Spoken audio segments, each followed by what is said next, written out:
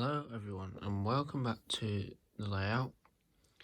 Now this is going to be a layout update since I did the last updates about 9 months ago, and for the reason being for why I have not done a video in so long is because I have been fortunate to buy a car, so that's why all this time I have been practically neglecting the layout.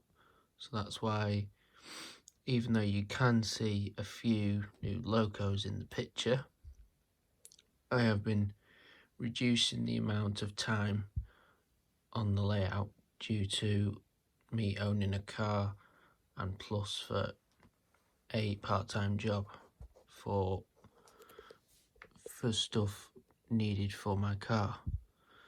So that's one particular reason why I have not uploaded in so long, but that is mainly the reason why I haven't uploaded in so long. So with that aside, let's get on with this layout update. So when I did a last update, I did a collection, my N-Gage collection of all the locos I own, and that number has increased since the last update. So first off, I'm going to show you what has changed and what new additions are on the layout. And also, when I say new additions, I mean new passenger train and also some new freight diesel locomotive, as you can see in the picture. So we're going to start off at Camberwell Maintenance Depot, and from the last update, when I did a layout update, you may well remember that the layout at the Camberwell Depot was in the blue GBRF livery, which had the big GB Rail Freight logo on the side. So I have completely taken all the blue paint off and taken the old logo off and just stuck with the grey colour and got some depot like laminate type depot names off the internet, and this was a personalised depot name, so you could customise your own depot name. So I asked for it to be in the GB Rail Freight logo along with the Camberwell Maintenance Depot, and as you can see, the GB Rail Freight logo is not in the standard Europort type logo. It is in the newer GB Rail Freight livery with orange lines along the top and bottom for the more up-to-date GB Rail Freight logo. So that's another new thing that has happened on the maintenance depot. So I'm going to show you not one, not two, not three, but 4 new locos, diesel locomotives, and then we'll get onto the passenger train. So we'll start with the loco at the back here, which is 66714, which has the nameplate Cromer Lifeboat, and I have completely repainted this from its old GBRF livery for when it was in the first group livery, which was still in the orange and blue but didn't have the Europort like logo around the cab doors,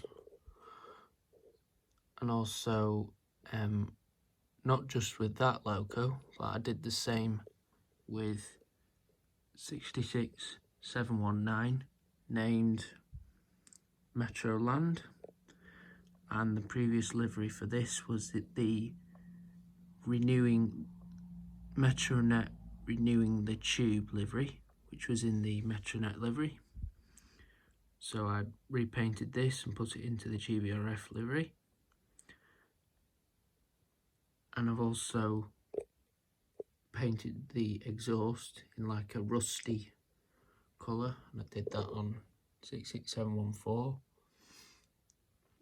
And also, you may well remember 66723 and 725 had the grey exhaust, so they have been in the rusty colour, and also slightly weathered them a bit.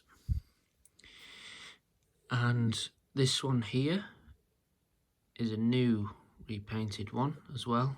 So the original livery on this was in fact 66789,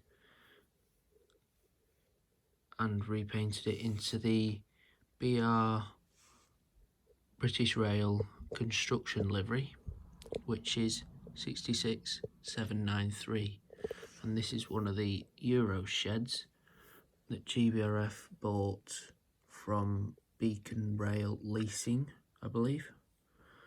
So GBRF bought, I think, about 9 66s from Beacon Rail Leasing. So they had 66790, which was repainted into the standard GBRF livery. The next was 66791, which was in a Beacon Rail blue colour. 66792 was in a standard GBRF livery. 66793 was in this livery, 66793, and then another livery which was for 66794 was in this type of livery, but it had the emblem and change, which was the BR Petroleum livery, I think. And 66795 was in a standard GBRF livery. 66796 was in the HS2 livery. 66797 was in another Beacon Rail livery.